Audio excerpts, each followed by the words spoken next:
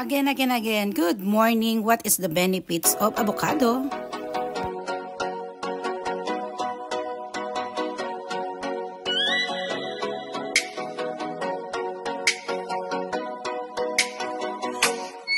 Oh, let me up with a bright smile on now. Put me in the dark, so won't get lost now. Again, good morning. Ito po, lalagyan po natin ng ice cube, yung ating mini blender. Gagawa po tayo ngayon ng morning breakfast na healthy food na, yan, avocado shake sa umaga. Ayan, di ba fresh na fresh yung ating avocado? So, ayan po, ilalagay na natin siya sa mixer natin, no? Yan, yung mixer na yan, nabili ko lang yan sa online. Meron kasi ako malaki, Amway, medyo, mahirap maghugas ng malaki. So, dyan na lang natin siya nilagay sa maliit para swak na. Pagkatapos is ready to drink na rin. Diba? So, ayan, after nyan, syempre meron pang isa. Dahil dalawa yung ating, ilalagay dyan. Isa lang siya, pero syempre naging dalawa dahil hinihiwa. O, diba? Basta wag lang kayong dyan. Stay tuned lang kayo sa panonood. So, may magic yan sa huli. So, ayan na. Malapit nang lumabas yung amazing avocado shake natin. So, after nyan, ang mangyayari is lalagyan natin ng pinakamasarap na fresh milk. Healthy food. Wala tayong ilalagay dyan na kahit na yung mga sugar, o wala tayong ilalagay dyan na condensed, yan lang fresh milk.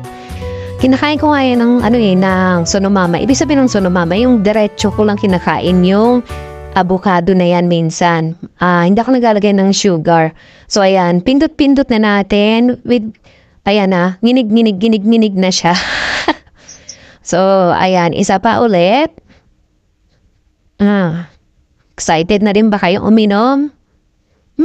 Ayan, gawin nyo riyan yung mga bananas, lahat ng prutas na tamad kayong kainin, i-shake nyo na lang para madali lang, ready to drink and eat. Parang gano'n na rin, no? Kasi pag ininom nyo, parang kinain nyo na rin siya. Yung mga tamad kumain dyan ng apple, banana, curry. Kung ano man, pwede nyo rin i-shake yung mga gulay, diba? Vegetable juice, diba?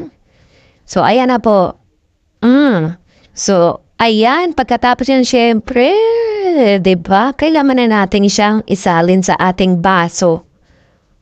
Ayaw pa ayan. Siguro sobrang lapot niyan kasi talaga naman, diba? Kinuntihan ko na kasing lagay kaya diba purong avocado siya.